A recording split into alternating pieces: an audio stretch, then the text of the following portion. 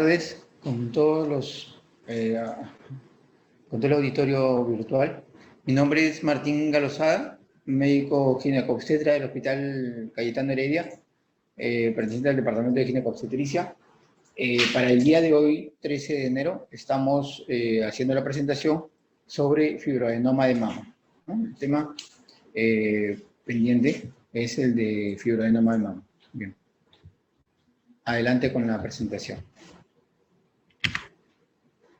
Bien, la mama, como todos sabemos, es un órgano complejo con la confluencia y la participación de varios tejidos: tejido glandular, tejido adiposo, tejido conectivo de sostén, músculos, vasos, nervios y el revestimiento cutáneo con sus anexos, ¿no? Estructuras de las cuales en cualquiera de ellas se pueden generar diversos tumores, diversas formaciones neoplásicas. Los tumores benignos pueden clasificarse en epiteliales, fibroadenoma, tumor filoides, tumor papilar, adenoma de pezón, y en no epiteliales, es el otro grupo de tumores benignos. Ahora, dentro del grupo de filoides, hay que mencionar que hay tumores filoides, a pesar de ser benignos, hay un grupo de borderline y un grupo de lesiones o tumores neoplásicos, tumores cancerosos, de los cuales el porcentaje de malignidad en filoides es muy bajo, ¿no? Pero aún así puede haber algunos tumores filoides con características neoplásicas. El fibroma de mama es el tumor semiológico más común en las mujeres jóvenes. Es muy frecuente la presentación en pacientes muy jóvenes, menores de 20 o hasta 20, 30 años, y aparentemente la estimulación estrogénica intensa y constante produce la formación de fibroadenomas en animales de experimentación.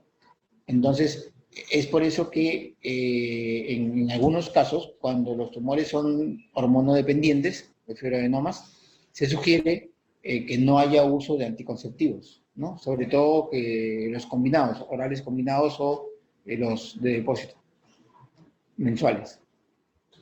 Una vez constituido, la inyección de fuertes dosis de estrógenos acelera bruscamente su crecimiento. Ese es otro factor para tener en cuenta de la participación de los estrógenos en este grupo de tumores en la mama.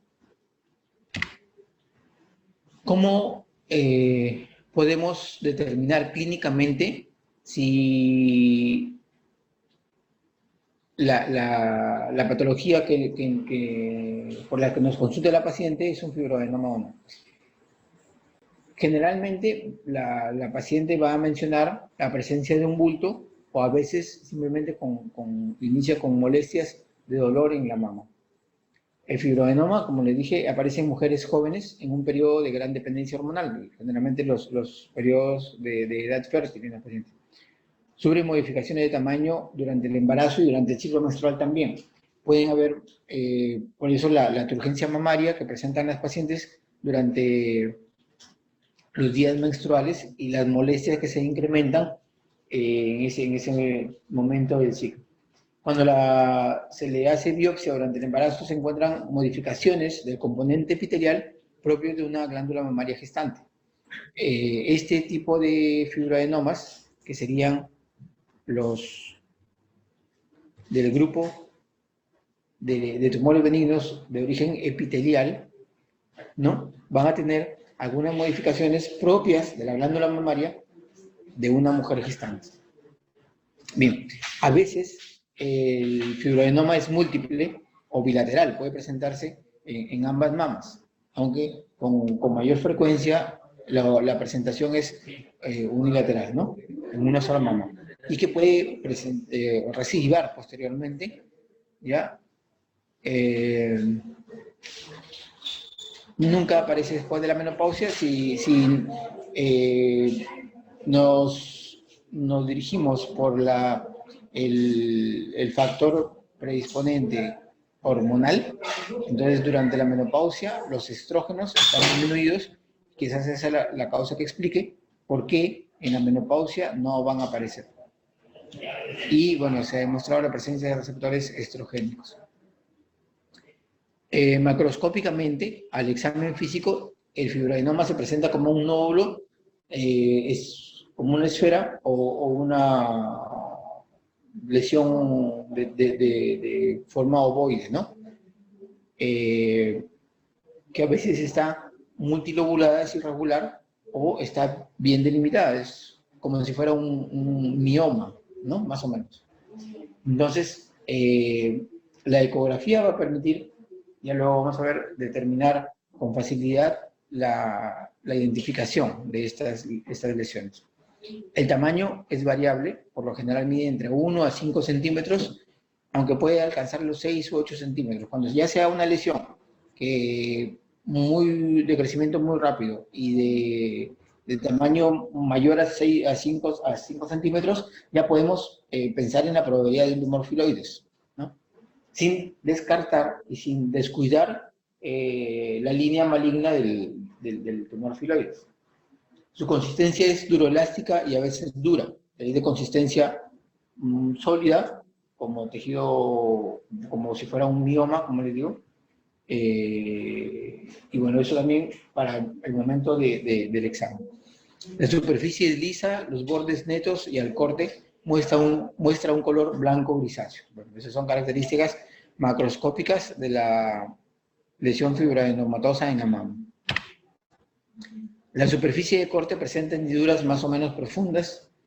Sus límites están definidos por una pseudocápsula. Hay una apariencia de una cápsula cuando se hace la exéresis de los fibroadenomas y se encuentra el plano de declive para la decapsulación. Es bien fácil seguir a través de esa pseudocápsula la delimitación del tumor y poder extraerlo de manera completa, total, ¿no? Y se puede hacer con total o sea, totalmente la exéresis de la lesión. Hay el fibroadenoma pericanalicular y el fibroadenoma intracanalicular, dependiendo de la deformación que se genere debido a los fibroadenomas de los canalículos ductales. Hay algunas otras variantes, son algunos tumores referidos como adenomas, que son variantes inusuales de los fibroadenomas.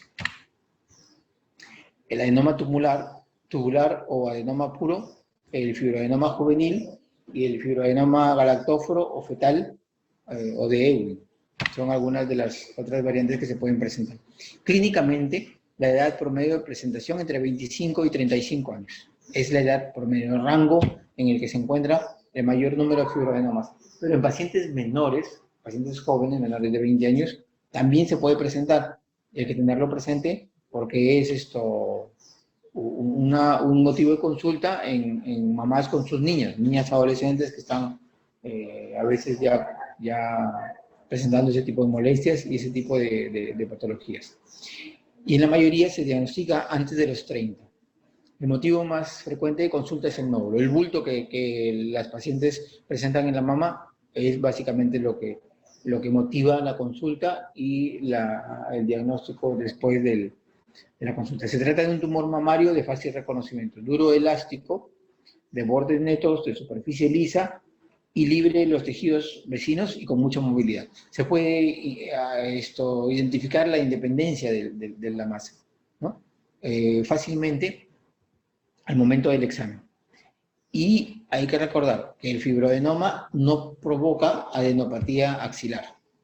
Es una tumorización benigna que no produce mayor compromiso de los ganglios axilares. Eso hay que recordarlo al momento del examen. Cuando hacemos el examen de la mama, también examinar el hueco axilar para evaluar la presencia de ganglios, ¿no? Adenitis axilares que a veces pueden ayudar a complementar información para el diagnóstico o para la evaluación, bueno, definitivamente es para la evaluación completa que nos puede ayudar a aclarar el diagnóstico o quizás presentar diagnósticos simultáneos en la paciente y explicarle que bueno, pues según los hallazgos, la patología que presenta la paciente y qué es lo que se debe hacer en cada caso. 1 de cada 5 pacientes portadoras de fibroadenomas tiene más de uno, ¿no? Y es o en la misma mama o en ambas mamas. Entonces, es un porcentaje nada desdeñable, aproximadamente el 20% que presente este tipo de situaciones en las que haya más de uno y que comprometa a ambas mamas, ya esto es algo para tener en cuenta, ¿no? O sea, se puede presentar. Y hay que estar pendiente de si en algún momento le causa molestia a la paciente o si es que son muchos o de un tamaño muy grande que facilite, que moleste mucho a la paciente. La ecografía, como les dije, es quizás el medio diagnóstico que nos permite más fácilmente hacer tener esta apreciación, ¿no? De las lesiones fibromatosis en la mama. Se recomienda en mujeres menores de 35 años, ecográficamente se dibuja como una imagen de bordes netos, con numerosos cerros regulares en su interior y refuerzo en la pared posterior. Muchas veces de forma ovoide, aunque también puede ser multinodular, ¿no? O sea, irregular, de bordes irregulares, como óvalos, varios óvalos, con diámetro mayor paralelo a la superficie cutánea, ¿no? Bien. Miren más o menos la conformación, ¿no? Aquí hay un poquito de lobulación, ¿no? Acá. Y aquí también se puede apreciar algo de lobulación en esta lesión. ¿Bien? Entonces, son estas las formaciones que se van a apreciar ecográficamente. Al examen de la mamografía en pacientes mayores también pueden apreciarse lesiones de tipo nodular, ¿no? Ya con un tamaño mayor, y a veces, como les digo, también tener en cuenta la posibilidad diagnóstica de tumor filoides. Más lesiones sugerentes de fibroadenoma. El diagnóstico no es muy complicado en mujeres jóvenes, se puede confundir al fibroadenoma con un bloque de adenosis también, a veces puede presentarse. Con el tumor filoides, cuando es pequeño, solo lo distingue la anatomía patológica. Cuando el tumor filoides, cuando el bulto que presenta la paciente se ha tomado en un momento temprano de la historia natural de un tumor filoides, no es diferenciable con el fibroadenoma. El único punto que va a permitir la diferenciación va a ser la anatomía patológica. O sea, ya en el informe de patología, cuando se haya retirado la tumoración, es lo que nos va a aclarar el diagnóstico y, bueno, los cuidados que se deban tener de acuerdo a cada uno de los diagnósticos. Si aparece después de los 40 años, siempre existe la duda de estar frente a un carcinoma de tipo medular o mucoso. La edad de presentación es, la mayoría de veces, antes de los 30 años. La aparición de una tumoración tipo fibroadenoma en mujeres mayores de 40 siempre obliga a la sospecha de un cáncer de mama, ¿no? De tipo medular o mucoso. En las enfermas añosas, al presentarse calcificado, la palpación puede confundirlo con un carcinoma por su extrema dureza. El tejido conectivo, que es el que conforma al fibroadenoma, si presenta degeneración tipo cálcica, calcificaciones, entonces esa consistencia nos puede llevar a error en cuanto a la apreciación diagnóstica por las características de la tumoración. La biopsia por aspiración con aguja fina tiene una sensibilidad del 88%, especificidad del 98%, valor predictivo positivo del 98% y valor predictivo negativo del 87%. Entonces, valores bastante adecuados para tener en cuenta el uso de la biopsia por aspiración con aguja fina. La transformación maligna es posible, pero es muy rara. De todas maneras, siempre hay que tenerlo presente y eso es lo que debemos tener en cuenta o lo que debemos buscar cuando se hace la exéresis, ¿no? Buscar si es que hay transformación maligna en estos fibroadenomas. Por su naturaleza mixta, epitelial y conjuntiva puede ser asiento tanto de carcinomas como de sarcomas. El mayor número de casos observados fueron carcinomas, ¿no? Dentro de las que tuvieron una transformación maligna. Lo que es más probable es que el carcinoma invada al fibroadenoma. O sea, que si hubiera la coexistencia de ambos diagnósticos, un fibroadenoma y un carcinoma de mama, entonces este va a invadir al fibroadenoma, ¿no? Bien. En cuanto al tratamiento, la resección quirúrgica de los fibroadenomas con margen del tejido sano adyacente y no su enucleación. Entonces, siempre tratar de la conformación de la tumoración, tratar de retirarla, incluyendo tejido sano adyacente, para evitar que la cápsula nos dé la posibilidad de una recidiva, ¿no? Para las mujeres de hasta los 25 años, el seguimiento por ecografía. Tener en cuenta que siempre estas situaciones pueden presentar episodios de recidiva. Entonces, si la paciente ya ha tenido algún cuadro, digamos, de un fibroadenoma, al que se le ha hecho series o ya se le hizo el diagnóstico por ecografía, hacer su seguimiento periódicamente, ¿no?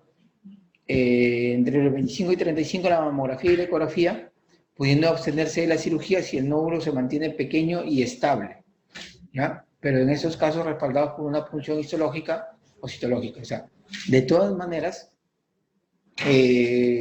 la biopsia por aguja para tener una apreciación de que esta tumoración no tenga características malignas. Si es así, y es pequeño, y es una mujer joven, entonces se le puede hacer simplemente un control o por seguimiento periódico, ¿ya? Si creciera o quedaran dudas, especialmente en mujeres mayores de 30, y más aún si tuviera antecedentes familiares de cáncer de mama, se indicará la extirpación quirúrgica, ¿no? La extirpación, retirar la masa. Sobre todo si la paciente tiene algún antecedente familiar de cáncer de mama, ¿no? Porque en esos casos puede haber alguna transformación maligna de esas lesiones que inicialmente o que aparentemente son de condición benigna. La otra condición para la extirpación, para el manejo quirúrgico, es si la paciente solicita el retiro de esa masa, porque a veces produce mucha incomodidad, empieza, si es muy superficial, produce irregularidad o produce molestias en cuanto a presión en la zona, o ya es una tumoración muy grande o crece mucho que va a causar molestias muy frecuentemente o a veces muy intensas en la paciente, en la mama de la paciente. Para tener en cuenta la incisión para el retiro de la lesión, siempre inicialmente una incisión periareolar, pero que va a depender de la distancia de la zona de la areola a la lesión. Si no fuera muy próxima, dificultaría el acceso y a veces podría producir mucha lesión de tunelización, porque esto se hace disección para llegar a la zona de la masa. Si fuera así, que estuviera un poco lejos, tener en cuenta que las líneas de tensión de la mama nos van a permitir tener una cicatriz más o menos estética y que no perjudique a la paciente de manera grosera, ¿no? Bien. Esto inicialmente, miren, la lesión ubicada en esta zona, un poco lejos, y la incisión en la zona areolar, ¿no? En el borde areolar, con dirección hacia la zona de la lesión. ¿Ven? Una vez identificada la tumoración, se hace el retiro, se cierra el borde de la mama y dejando un DREC. Siempre con el vendaje compresivo posterior para evitar hematomas en la mama, ¿no? Y esta, la novulación, tratando de dar una indicación con el reparo para que el patólogo tenga alguna orientación en el momento de hacer su diagnóstico y la evaluación de la masa que se ha retirado de la mama. ¿Ya? ¿Qué es recomendable en el momento de hacer la exéresis? Abarcar un margen de tejido sano. Si ven acá, ¿no? Aparte de la lesión o por fuera de la lesión, hay un borde de tejido sano, que sea mínimo. Hacer una buena hemostasia nos va a ayudar a poder evitar complicaciones posteriores al procedimiento. La reconstrucción lo más estética posible, en este caso, el acceso, o sea, la distancia ha permitido, ¿no? Y la mama, que no es muy voluminosa, ha permitido tener un acceso directo a la zona de la lesión y poder extirparla sin mayor complicación, ¿no? Y considerando siempre solo la incisión en la areola. El drenaje, si fuera necesario, acá están viendo un drenaje, ya, si fuera necesario. Esto si a pesar de la hemostasia que se hace, queda alguna secreción residual, es mejor el vendaje compresivo y el drenaje, mientras se pueda, para poderlo manejar sin problema. En piel, suturar con material no absorbible fino. ¿Ven? Bueno, acá no, pero un nylon, ¿no? Nylon, material no absorbible, 3 o 4 ceros para poder evitar mucha lesión en la zona de la piel. Colocar un vendaje compresivo, vendas de 6 a 8 pulgadas, ¿no? Para poder abarcar ampliamente la mama y no tener problemas en la compresión y en la hemostasia por compresión. Retirar el drenaje al segundo o tercer día en caso de no haber sangrado persistente. Puede haber alguna lesión serohemática o serosa de la zona de trabajo, de la zona donde se ha retirado la lesión, y si fuera así, entonces el drenaje nos va a ayudar mucho.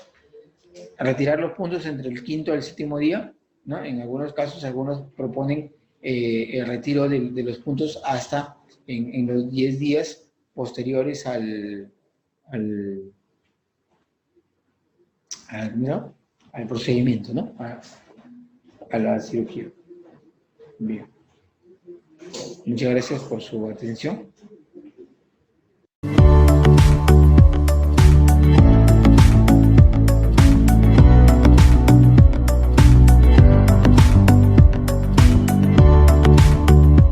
Gobierno del Perú. El Perú primero.